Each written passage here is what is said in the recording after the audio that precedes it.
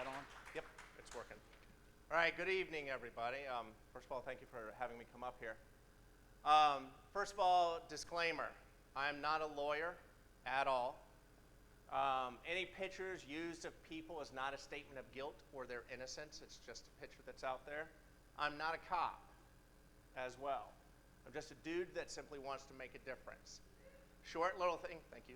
Short little thing about my background. I am a CISSP, certified ethical hacker, Cisco certs. I worked 10 years for the Central Intelligence Agency doing counterintelligence work.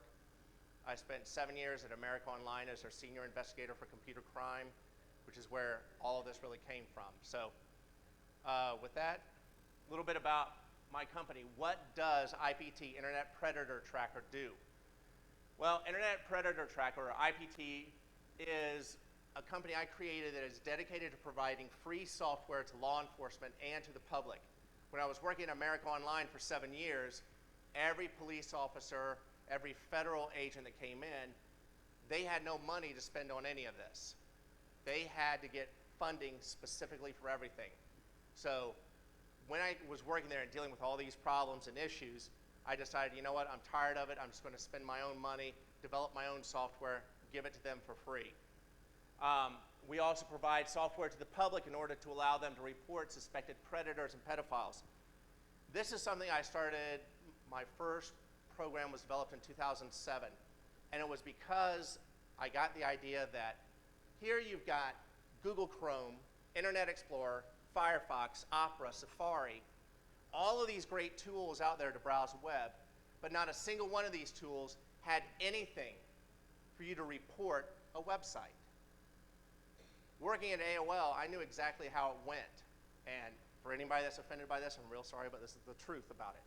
We'd get a report from a AOL user that this was a bad site, this was a site about whatever. Well, delete, go on to the next thing. We didn't worry about it because we had federal warrants to deal with, county warrants to deal with, state warrants to deal with, subpoenas to deal with. Getting reports from people never got to my group. I was in Operations Security, OPSEC. They went over to our other people that dealt with that. So there was no way to get anything reported. And having worked there, I knew once a website was reported and they knew that they had been reported, the website had a lifetime of maybe 30 minutes, maybe an hour. So by the time anybody finally got around to it, it was gone. So that's why I started developing these tools for the public.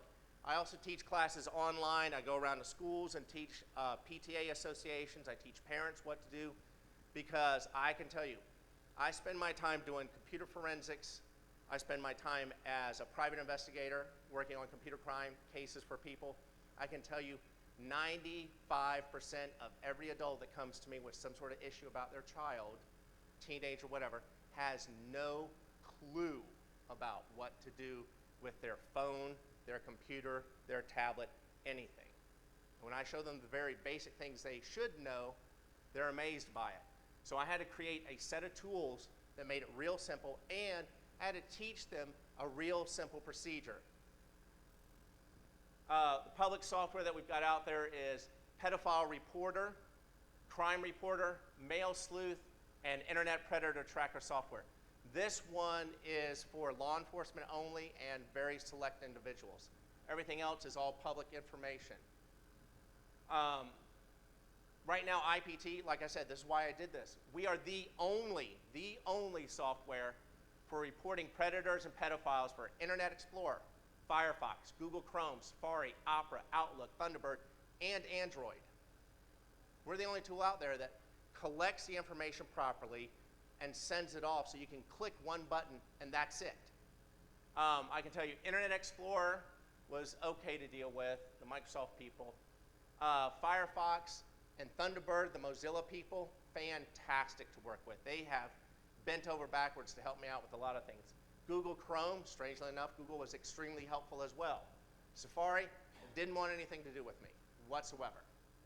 They turned down every single petition I put in, said, no, we're not going to approve this whatsoever. So found a backdoor way to do it. Opera was great, and Android, well, Android's Android, so it was rather easy to do it. So how bad is is this really? When I'm talking about predators and pedophiles, we've all seen the stories on TV. We've seen the MSNBC Dateline reports, okay? We've seen reports on TV. We've heard about this. But really, how serious are predators and pedophiles to you guys right now? Let's see how bad it really is. Let's look just 1 mile from where we are right now. We have 3 sex offenders within 1 mile of where we are right now. If we step out to 3 miles, this is now what we're dealing with. Let's just step out to 5 miles.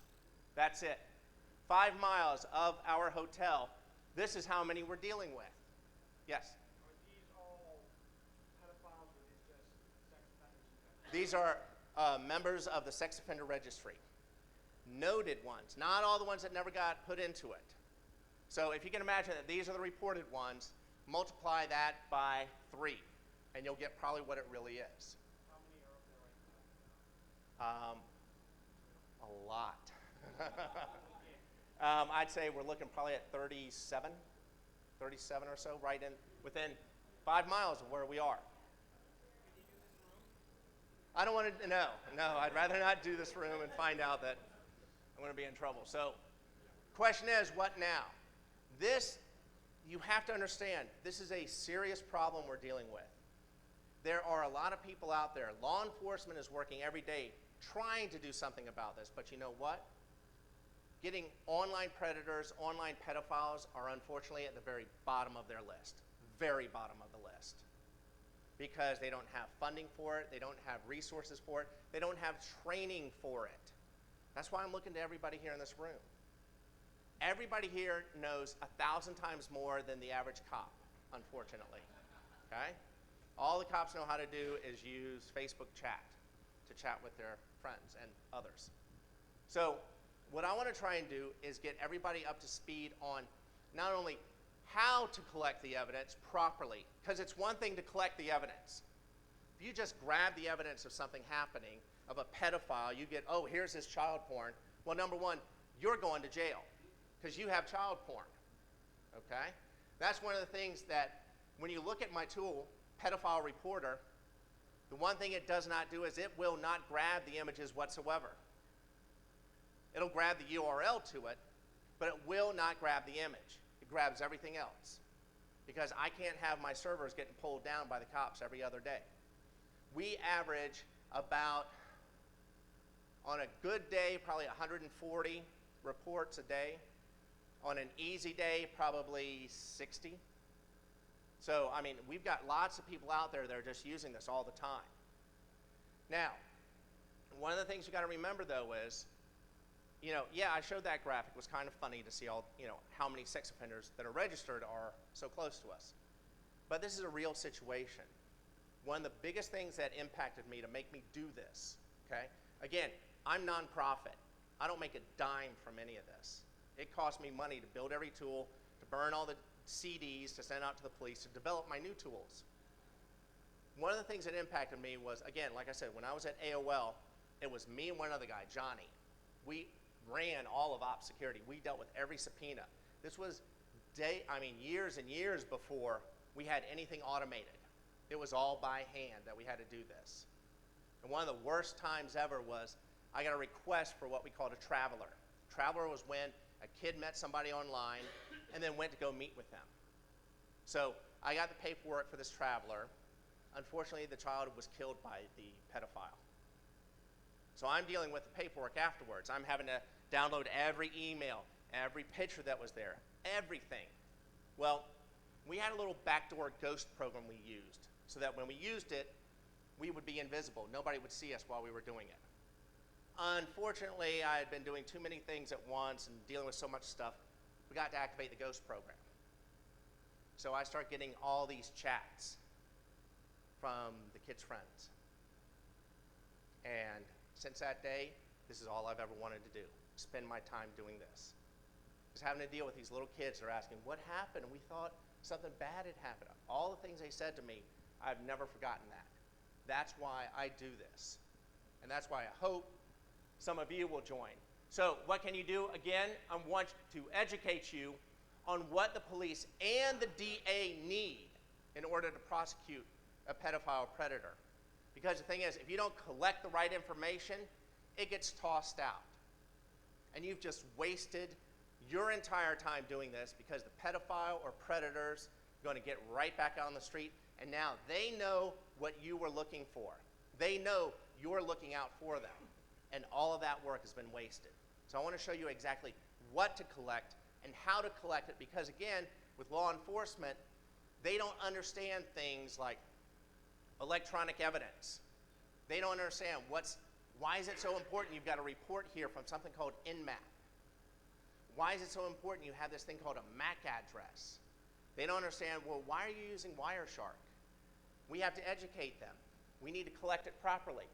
And again, I want to challenge every single one of you to help out, whether you want to help out a little more directly or if you just want to download the tools and just click the button whenever you see a website. But I want to challenge every one of you to help out so that you can help put that pedophile or predator into Bubba's cell with him and make him Bubba's new something. And most of all, I want to make everybody here a hero so that you too can be able to think a little bit better about how things are. So let's talk about how to become a hunter online. What it takes. Well, first of all, you're going to need a target. You have a target to go after. So I'm going to show you how to find the targets to go after. And again, the information I'm providing about the websites, the groups, the places, it's not guilt or innocence. I'm simply providing you information. I want to show you how to collect the evidence, and more importantly, the correct evidence. Because the number one problem I ran into when I first started this was I'd hand over all the evidence, thought I did everything properly, get with actually an attorney. Unfortunately, it was District Attorney Lush in Gwinnett County. That actually is his last name, Lush. He threw it all out because I didn't have the proper collection of evidence, meaning he said, well, this is all fake. I can't say any of this is real. And I said, whoa, hang on. See this little thing in here called an SH1? Because this was a few years ago. This proves that I have not modified any of this. So I had to educate him on all that. Unfortunately, he threw the whole thing out. So the next one, he got a little bit smarter about. I'm going to show you how to package the information. Because guess what? You can't hand them a CD and walk away. It's not going to work. And I'm going to show you how to deliver it.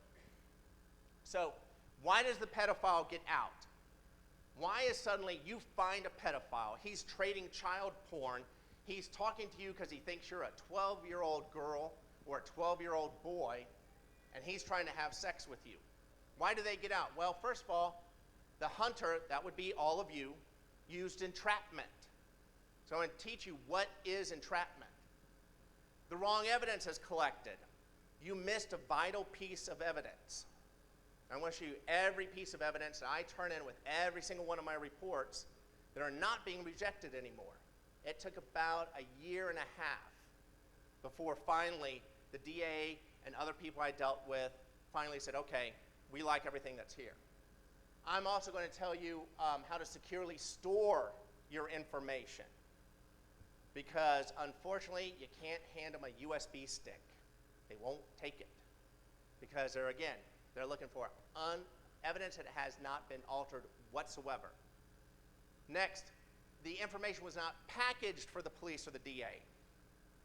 This works all the time against us, because if you hand the evidence to the police or to the DA and it's not properly packaged, meaning your first grade reader book about what is computer evidence that you have to hand in to the police as well, they just look at it and go, oh, this is just a bunch of computer stuff. I don't care about that. You might be able to find the person that handles cybercrime with the police. They can work with you. But if you don't, you've got to have a nice little book you hand to them that explains in detail, very simple terms, what all this evidence is and why it has not been altered. And the other reason why pedophiles get out, NBC Dateline got involved. So we're not looking for movies, we're not looking for TV stars, nothing like that. Again, I'm not a lawyer. I have to keep doing that all the time. Entrapment. Biggest thing when it comes to entrapment is, oh crap. What did I do wrong this time? So let's cover what exactly is entrapment so that all of you can make sure that you don't do this, okay? Because I'm going to use exactly what North Carolina says about entrapment. North Carolina says the essence of entrapment is the inducement by a law enforcement officer or their agents, that's all of you, your agents, of a person to commit a crime when, before the inducement, that person would not have committed the crime. So you can't go up to anybody in the bar and start talking to them about, hey, what about the 12-year-old girl, blah, blah, blah. And then go, all right, we got a pedophile. Because there's nothing there to prove that this guy or this lady ever would do anything like that. So you've got to show an established background. Otherwise, it's entrapment. They've got to show that they've been able to do this before. You've also got to look at the aspects of if they were persuaded and you've got to look at whether if you had persuaded an otherwise unwilling person to commit an unlawful act. So again, the bar situation, if everybody's drinking, you're out of luck because that's going to go against you. Inducement may take many forms, including persuasion, fraudulent representations, threats, coercive tactics, harassment, promises of reward, or pleas based on need, sympathy, or friendship. Now, the one that I find really gray is fraudulent representations. Because all the time, law enforcement, their agents, represent themselves as an underage child. So, the fraudulent representations I find really gray. I've never had a DA or a federal agent come up to me and say, no, you represented yourself as a 10-year-old girl, we're throwing all this out. That never happened. Now, if I did something where I kind of persuaded the guy, where he's going, no, I don't think so, no, well, come on, it'll be, and I kept pushing. Well, again, that's persuasion. The pedophile, the predator, has to come to me. Once he or she starts talking to me about this, then everything's going good. Entrapment is about two things, intent and predisposition. Would this person have ever talked to a child about having sex? Ever? The answer is no. You got a case you're not going to win. So, intent and predisposition. Was the person predisposed to commit a crime based on prior behavior and actions, and did that person intend to commit a crime that he conceived in his own mind? In other words, you can't say to him as a 10-year-old girl, I want you to come over to my house and blank me. They have to show the intent. Hey, let me come over. Let me bring you some alcohol. Let me bring some blah, blah, blah over. Then that's their intent showing. And when a person is predisposed to commit an offense that is ready and willing to violate the law, the fact that state officials or their agents, again, that would be you, merely afforded opportunities for him or her to do so does not constitute entrapment. That's our saving grace. And again, right here, can anybody say sex offender registry? Everybody there is predisposed to commit a sexual crime according to the law. That's what we're having to deal with. Now, do not collect photos. I said it before. You can't collect photos because you're violating federal law, not to mention state laws as well. Get the URL. Don't download the photo, SH2 the file, and then delete it. No, you can't do that. Just get the URL going to it. Let the law enforcement people deal with actually pulling the photo.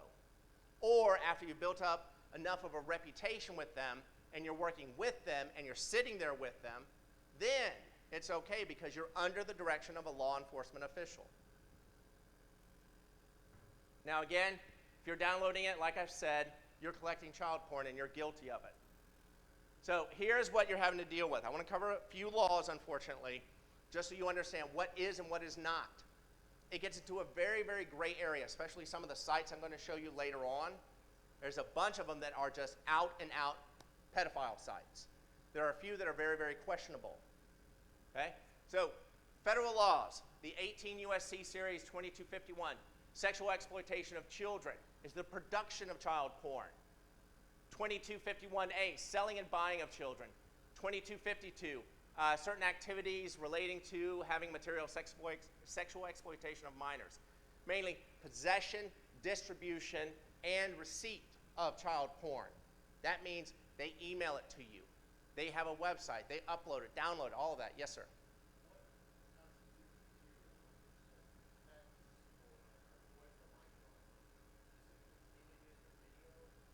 It's images, video, recorded video, live video.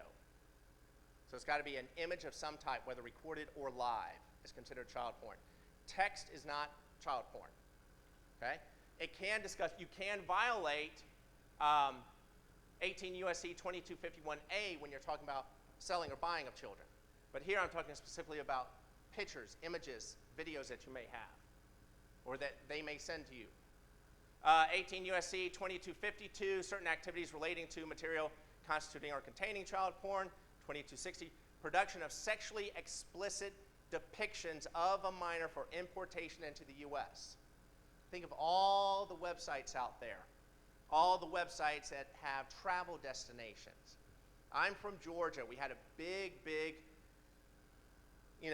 scare going on because some people that were in some big positions suddenly had been taking trips. And it turns out the trips were to go overseas to visit certain areas of the country that are known for child porn, child exploitation. So that's one of the other ones we're looking at. Now, what exactly is child porn? That's a hard thing to define. Child porn is defined as any visual depiction of sexually explicit conduct involving a minor, someone under 18 years. Visual depictions include photographs, videos, digital or computer-generated images, indistinguishable from an actual minor. Okay, listen to that one again. Computer-generated images indistinguishable from an actual minor. That's how far this is going now, okay? And images created, adapted, or modified, but appear to depict an identifiable actual minor. So if you take the body of a woman that's over the age of 18 that's nude, and you put a child's head on top of it, you've got child porn. Undeveloped film, undeveloped videotape, and electronically stored data that can be converted into a visual image of child pornography are also deemed illegal visual depictions under federal law.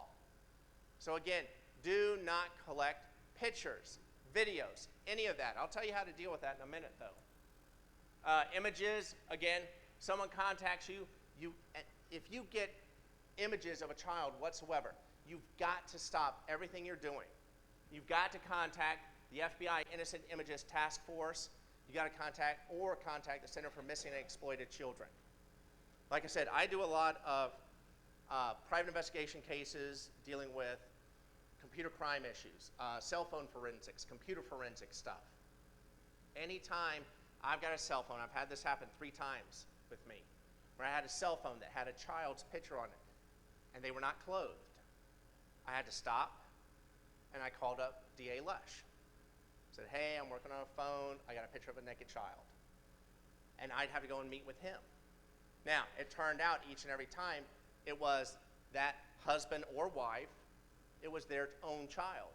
But because I was doing the work, and I came across what is classified as child porn, I had to stop everything I was doing and go and get myself protected by talking to the DA, talking with local law enforcement. So if any of you are doing any sort of forensics work, the minute you see anything that covers the area of child porn, you've got to stop everything you're doing. You've got to contact the FBI or Missing and Exploited Children's Center.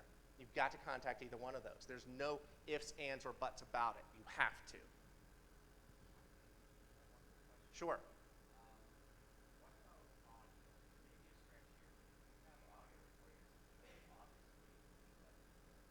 Right. It would depend on what the audio is. If it's a tape recording and you've got it from a tape recorder, that's one thing that will probably be pushed off. If you have a recording of it and it was emailed to you, you downloaded it from a website, that's something else, because what is inside that recording? All the information about the website, where it may have come from. That type of information may be buried in that recording. How was it converted? What type of system was it converted from? So, if it's an electronic version coming across the internet, that is one thing. That would be looked into. If it's something that a physical recording and a tape, that's probably not going to do too much. It may lead to an investigation, but right off the top, nothing much there. I know that some states, just a conversation of your IM chat can be counted as, littering or whatever. Yes, absolutely. Would that be the same as a voicemail? If you had a voicemail, yes, you could use that because that's trackable. That's what I'm looking at, is how trackable is it. If it's a physical piece of evidence, that's one thing. Voicemail, any sort of recording emailed to you or something like that, that's entirely different because there's trackability there. So, here is a big one. This just came out. It's North Carolina law. Brand new. I think it was enacted in 2012, I believe. Yes.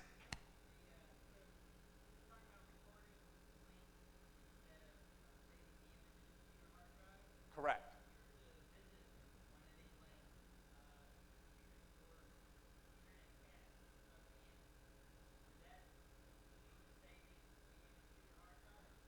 If you've got a couple of things there.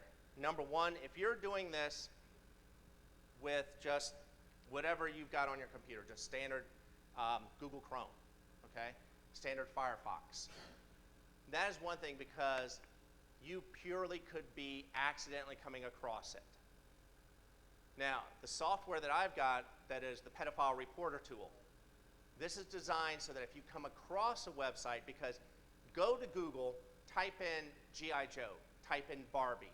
Guess how many of those links are going to be to porn sites? 80% of them are going to be to porn sites. And so if you click on one of those links and go to it, yes, it's going to store it on your local cache. You can always wipe out the cache. You've got cookies there as well. You've got persistent cookies to deal with. But what they're looking for is your intent. Was your intent to go to that website and download child porn, to access child porn? Because remember, to convict a pedophile, you've got to show predisposition and intent. So if you're just going through the web, doing your surfing, and you click on a link that goes to a child porn site, then that shows that you don't have the intent to go to child porn. You accidentally did it.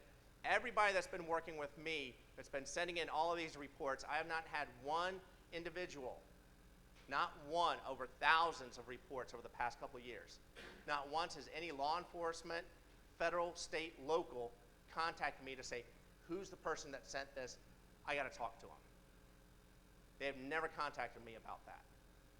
So again, you're looking purely at intent.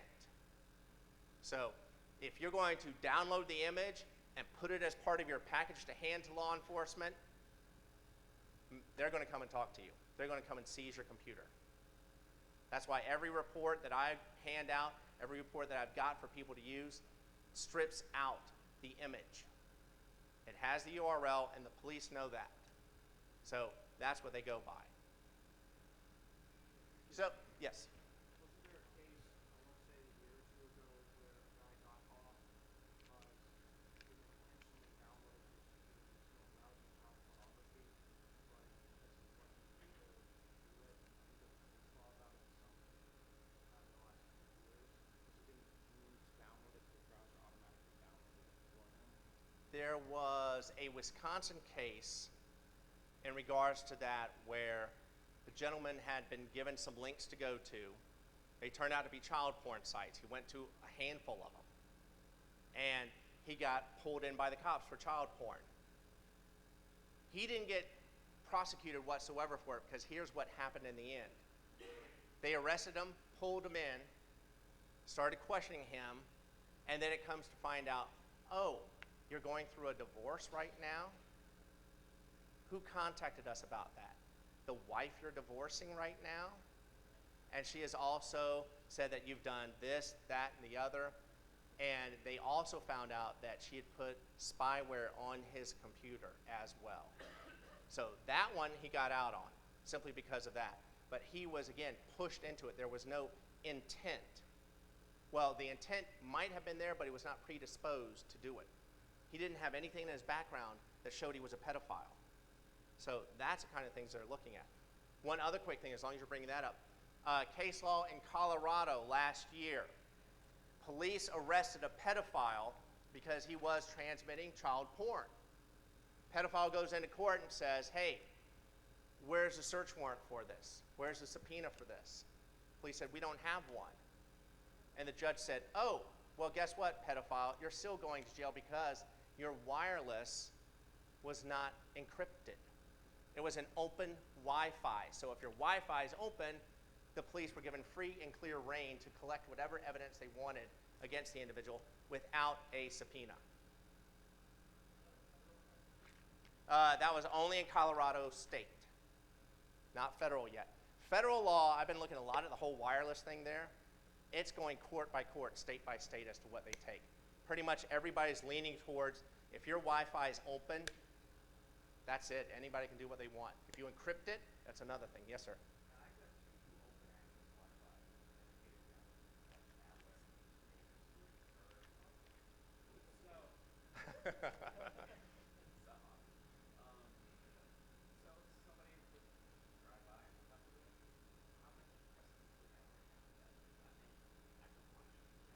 To prosecute them, you can't. Oh, would you? Absolutely. Oh, yeah. They would come looking right at you. I have the dubious honor of having put two 80-plus-year-old grandmothers in jail for threatening the president. One of my jobs when I was at AOL was dealing with presidential threats because of my security clearances. That was me. Was that your grandmother? I'm sorry. I'm sorry. She was only in there for 24 hours, though. But that's what we had happen, is that we had a couple of hackers that had sent out some viruses that redirected them to the whitehouse.gov site and mailed out a threat. And so it traced back to two 80-plus-year-old grandmothers, and they both were arrested by the Secret Service and hauled in.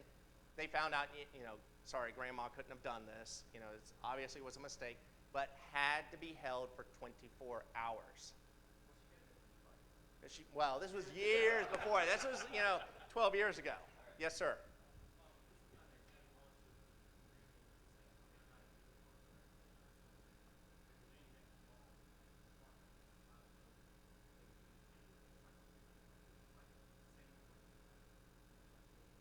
Right.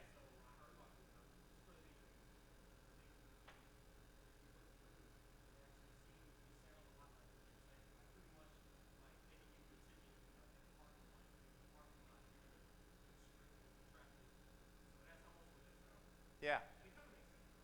Sometimes, yeah, some of it does. Others, I'm not sure about where some of these laws are going. But speaking of laws, brand new North Carolina law bans the use of commercial social networking websites by sex offenders.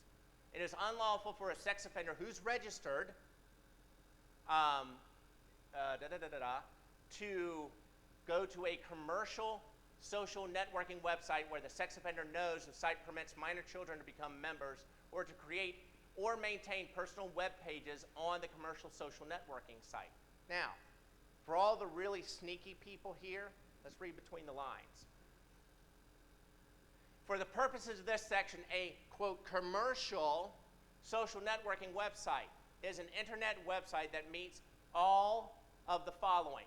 Is operated by a person, I'm a person, okay, who derives revenue from membership fees, advertising, or other sources. I have Google AdWords on there, so I've got some money coming in. It's like $12 a month. Facilitates a social introduction between two or more persons for the purposes of friendship, meeting other persons, or information exchanges.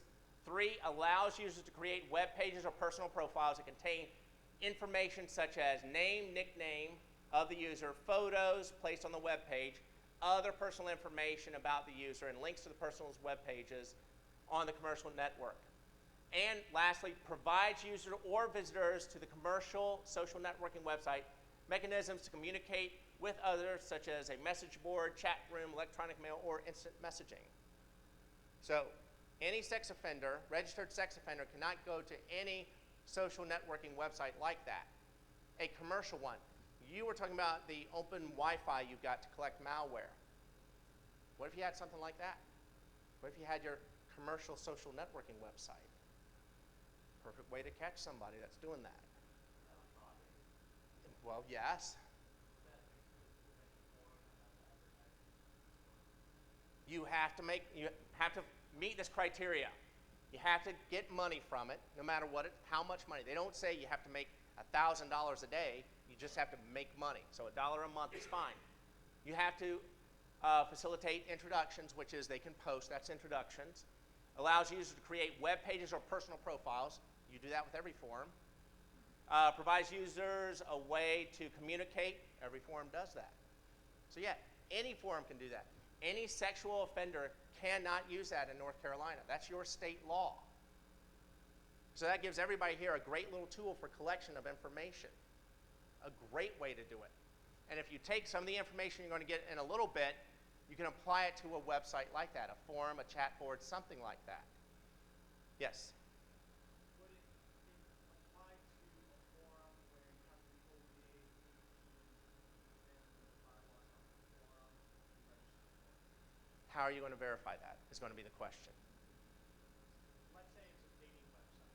Are sex offenders allowed to use dating websites? I know they probably wouldn't, but because you have to be over the age of 18 to use it, would it be a hard-to-trial a member of it legally by definition? But the question is, again, comes down to how are you going to verify that age? The same way they verify porn. So you still have The biggest way that they would be able to do that is age verification using credit card authorization. Which again, credit card authorization could be mom and dad's credit card.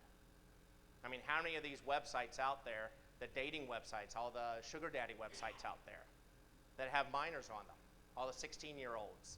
I mean, we've got a handful, I'll say, in Georgia that were just popped by one of the local law enforcement because of that. Because they were all underage on this website, and they facilitated the arrest of a number of individuals for it. So again, age verification is a thing. Yes, sir? Okay. Random answer.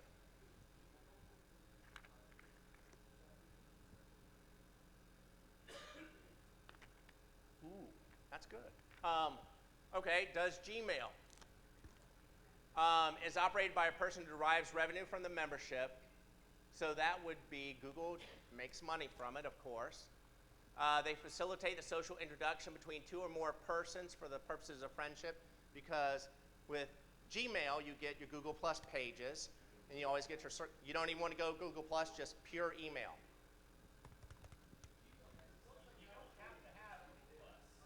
Right. If you go by pure Gmail only, nothing else. GChat is included. GChat is included. Yeah, Google Talk. That's not necessarily an introduction. It doesn't. That doesn't count. You can also disable GChat.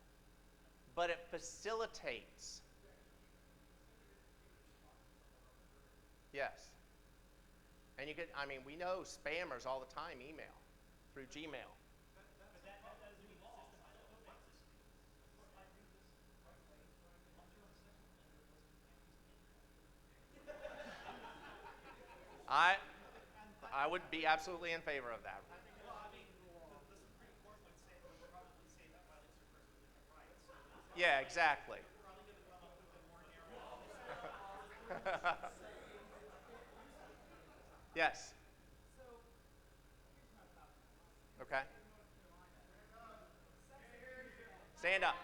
people hurting children are bad, but if I'm in a bar and I'm drunk, and I go, oh, bathroom is full, I'm going to go outside and pee in an alley. Oh, yeah. Oh, I'm a sex offender.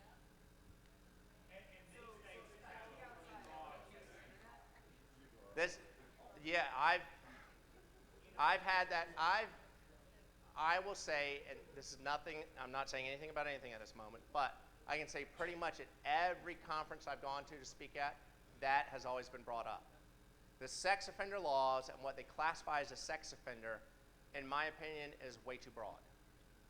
because just like you said, you go outside to pee outside and you're classified as a sex offender because you were within 100 feet of a school.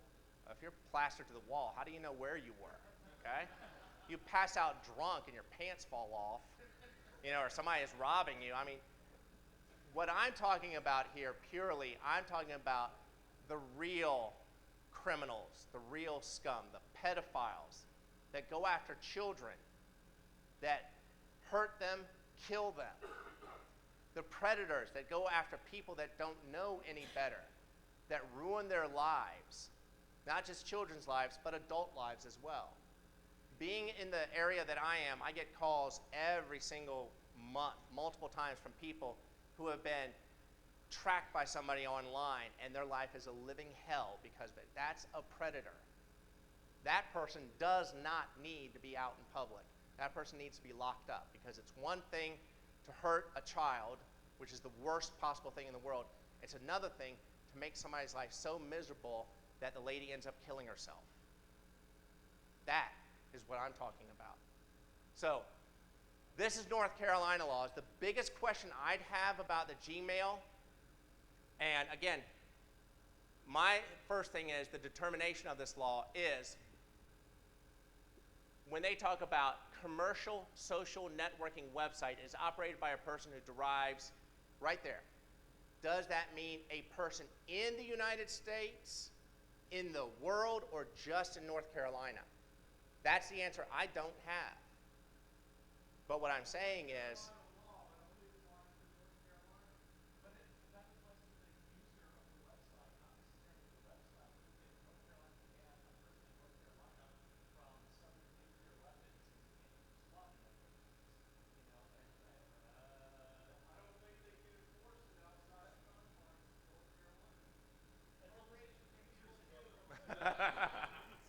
all right, so let's move on.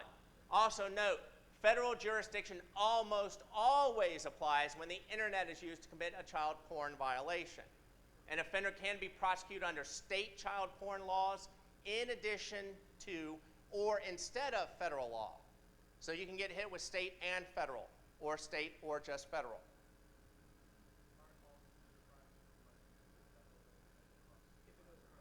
If it goes across state lines. And in the general terms of it, all crimes that committed on the internet go across state lines. Because if you really get down to the nitty-gritty about where's the DNS at. So where's your email at? Perfect example. We've got our Virginia person. Where are you? Okay. And lived in Sterling and Alexandria. Hey, come on. It wasn't that bad. When I was at AOL, when we built up the whole system, all of our email servers for all of the emails for all of AOL in the entire world were in two places, Reston, Virginia, and Dulles, Virginia. So if you're in Japan and you're emailing your friend across the street in Japan, that email comes out of Japan, back to Dulles, Virginia, back out of Dulles, back to Japan. It was done for one reason and one reason only, so we could nail every spammer that used AOL. And we lobbied really, really hard to get very strong anti-spamming laws in Virginia. So that's why we've got to look at where is all this going. And again, most crime on the internet is crossing state lines because it's got to come across the DNS and it's got to do a bunch of other things as well. So what about evidence? Let's talk about what sort of evidence do you need in order to prosecute somebody. In order to get a successful prosecution of a pedophile/predator, the DA needs to have the following. 1, child porn, trading, keeping, wanting. They don't need the well, what I'm talking about is what the DA needs, not what you have to give that person. The DA needs child porn, trading, keeping it, or wanting it, solicitation of a minor for sex, and physical presence at a minor's location. Notice here, not for you. Please don't start doing the NBC Dateline stuff yourself. They've done enough of that, okay? If you're going to get involved in that, trust me, once you've worked long enough with law enforcement, you've proven yourself, you've proven your reputation, you've proven your capabilities, you'll be invited to a lot of interesting things. So you don't need to try and set up your own little Dateline NBC scam there. So This is what the DA needs. This is what he kept hammering into my head all the time. This is what I've got to have. Show me this. So how do we get this, and what do we get? They need all three for a successful, well, they don't need the physical presence. They can slide on that one. But they absolutely need child porn, trading it, keeping it, or wanting it, and solicitation of a minor for sex. They've got to have those two things. No. I'm not talking about collecting. If a DA wants that pedophile or predator put away in jail, these are the three check marks they want. They want these three things. Correct. Right. Not yours. I'm going to show you what type of evidence you need and how you're going to collect it. So what evidence do you need? You need IP addresses. Always need IP addresses. You can use Wireshark. You can use whatever other tool you want to use. You need MAC addresses. Why did I write INMAP next to MAC addresses? You need INMAP because you also want to provide, when you're targeting an individual, you're chatting with a pedophile, and you're talking to him/her about whatever they want to do. You've got to identify that person to the point where they can't get out of it. Now, there are a number of tools that are developed that can help you make that kind of happen. Contact their ISP. Yeah, if they're hopefully useful. If someone calls someone my ISP and asks for my MAC address, but just as a member of the public I didn't give it to, I'm going to be furious. Social engineering. There you go. What if you were talking to the pedophile and you were able to social engineer your way through to him/her in order to get access for your own very new program that you just wrote in your 7th grade computer science class? You know? So, email address. You've got to get email address/addresses. I put next to it Mail Sleuth. Mail Sleuth is a free tool you can download, works on Thunderbird, Outlook, and it does a full, complete trace of all the email headers from an email. Submit the email headers, you get back a 30, 40-page report on every single solitary line, every IP address traced out. Chat names, again, Wireshark. If you look at my original software, Internet Predator Tracker software, that program would not work whatsoever until first you put in a password for the system that you're using, and you had the ability to encrypt the entire session. Also, I had a little red button in it so that when you started chatting with a pedophile, or what you thought was a pedophile, you push that button, Wireshark's turned on, audio recording, video recording, the whole screen capture programs, Camtasia-like, is turned on as well. So you click one button, everything going on with your computer is collected. Because that way we got everything covered at that point. Pedophile chats or other forms of talk you need to collect. Pigeon, Empathy, Copeat. I've never used Copeat. I've always used Pigeon. Copy of any web pages. Use httrack to do it. Because again, you don't want the images from it. You want just the HTML code. Whatever code you can get from it is what you want. Facebook pages. Right now, somebody reports a Facebook page to me that is a pedophile page or something similar to it. Our time right now is from the time of the reporting. Within 30 minutes, that page is gone. I've got a sheriff that is right down the street from Facebook that whenever I call him up, he or one of the other deputies there will go over to Facebook, and we're down to about 30 minutes to shut down a site. So they've got everything that's collected about the page. Like I said, Pedophile Reporter collects all the HTML of the page and uploads it. So this way we've got evidence saved. Any other network, IP, email, chats, information you may find. Red Notebook. How many of you have heard of Red Notebook or use it? How many of you have heard of or use Evernote? Okay.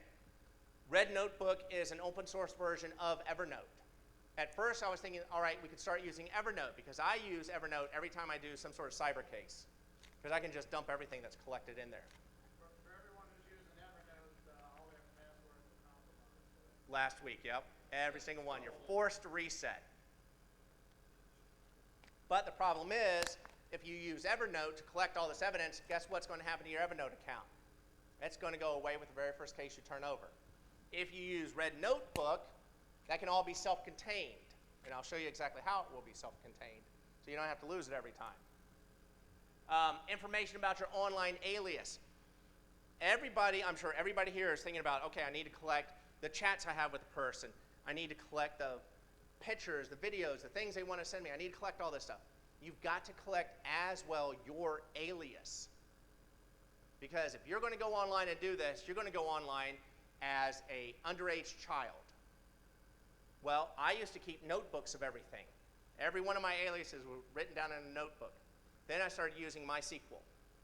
So with MySQL, I've got a predator one, I've got an alias one.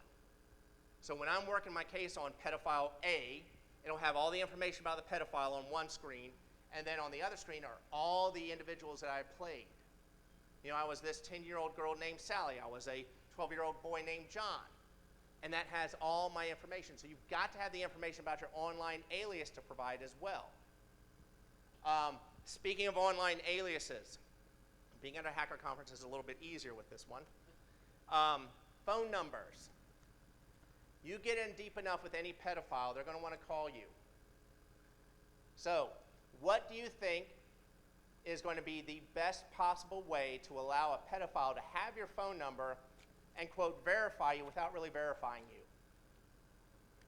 No?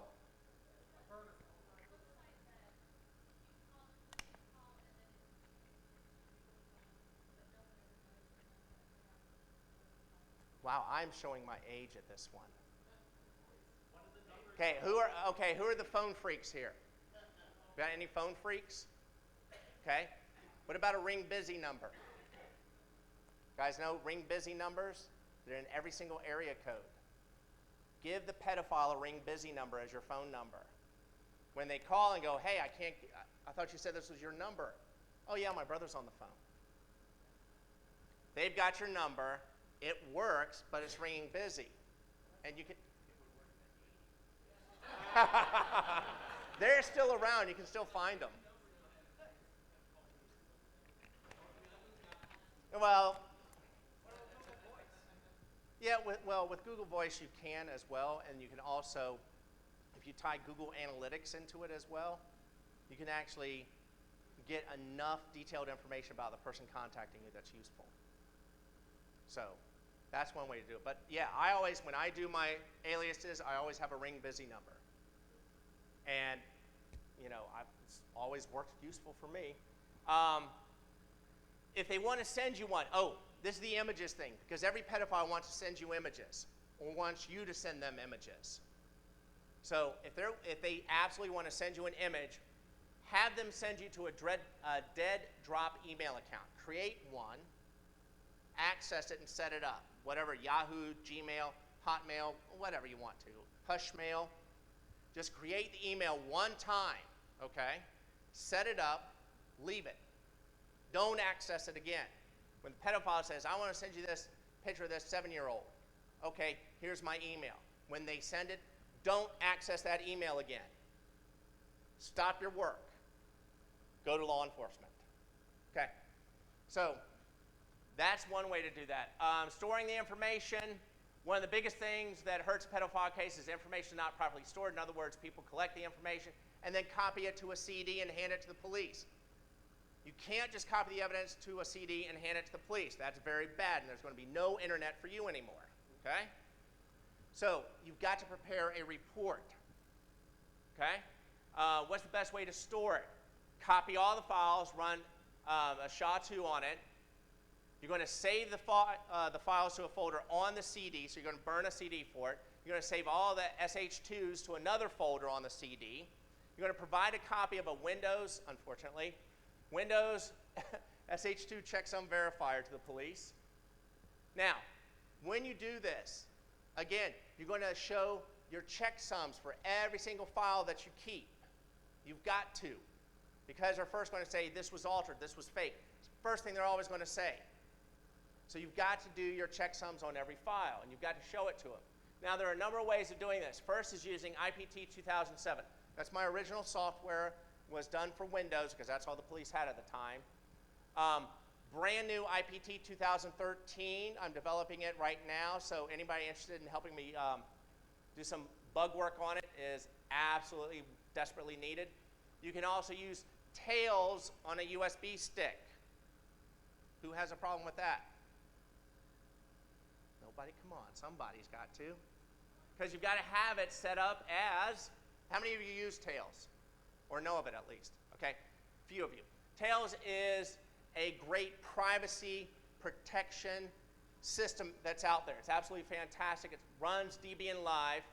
The thing about it is it's supposed to run on CD, but you can get it to run on USB. And once you've got it running on USB, you can create a persistent volume to store all of your files. So you create one USB stick per case. When you go to hand it to the police, do you hand the police the USB or a CD? CD. You got to hand them the CD. They can't take the USB.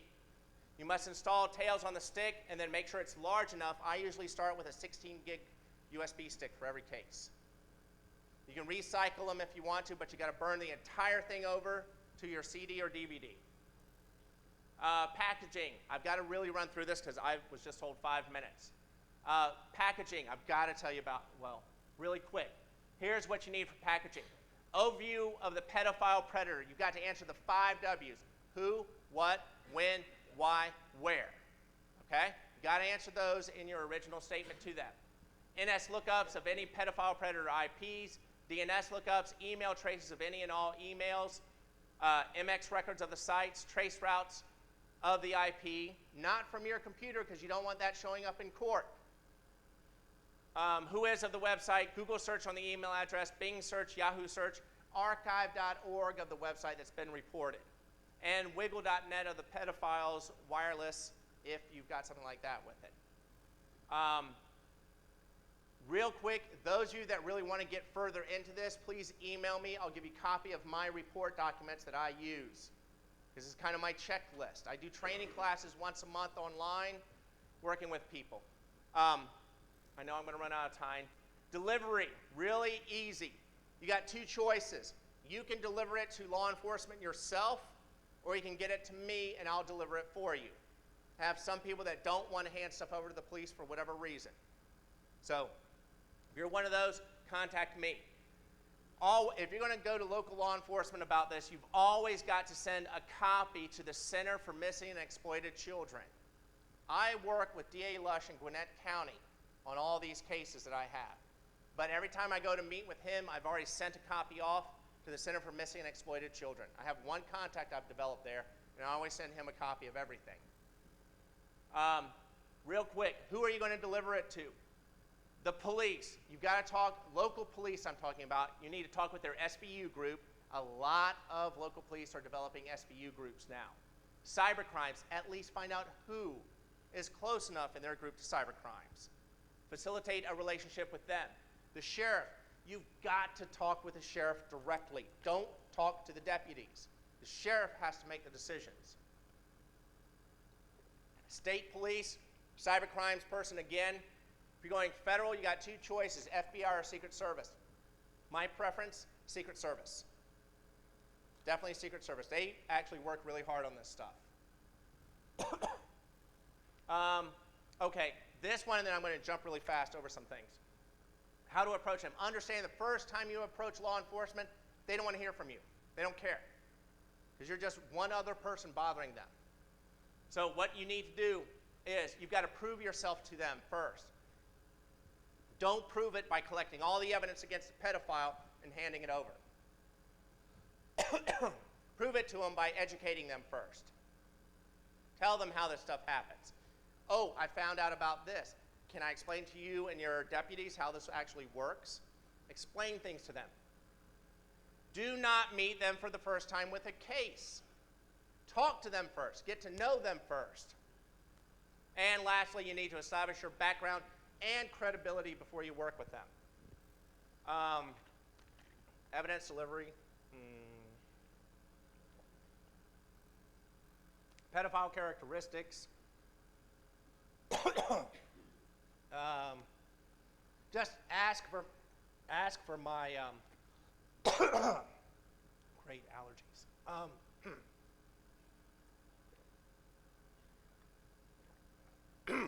There we go. Okay. So, pedophile characteristics. Man, my voice is going bad. There we go. Okay, that got rid of it. Okay, so, no, not hackers as well. Let's see, limited data. Okay, here we go. This is the stuff you want. Where can you find them?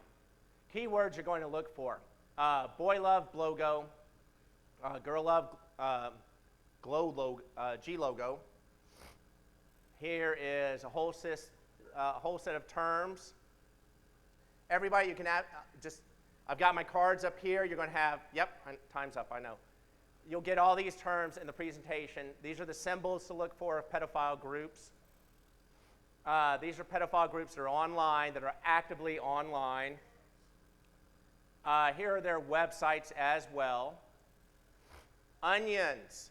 This is the big thing. Tor network. I told you before, where are you going to look for these pedophiles? There are your onions. They're pedophile onions. Active. They're not down yet. Anonymous has been going after some of these. These are all still active. They still show up. Reporting on social networks. You can use a pedophile reporter. Just click the button and that's it. Contacts National Center for Missing and Exploited Children. Here's their website, phone number, mailing address to mail things. Human Trafficking Resource Center in case you're running into anybody that's actually trying to move people and children. Can you help? Absolutely. You can absolutely help in any way whatsoever, whether you're actually going to help track down people or if you want to help with coding or just dealing with the reports. Like I said, good days, we usually average about 120 to 150 reports every single solitary day. So it's a lot that we get. Blah, blah, blah. We're here to try and help out. Email me for a copy of the slides, jseanor@internetpredatortracker.com. The website's internetpredatortracker.com. Now, quiz time.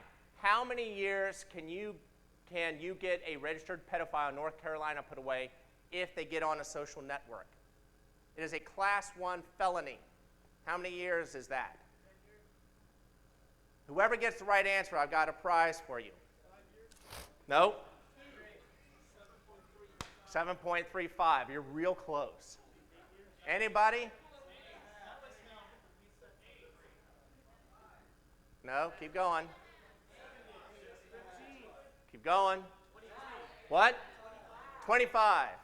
25 years, Class 1 felony. Here are your official spy sunglasses with mirrors on the inside of the lens to see who's following you.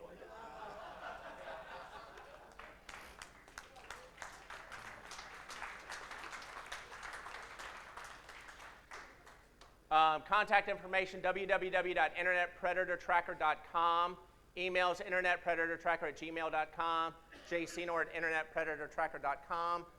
I have a PGP key I can provide you if you want to do PGP back and forth about this. If you want to start using Silent Circle on your phone with me, let me know.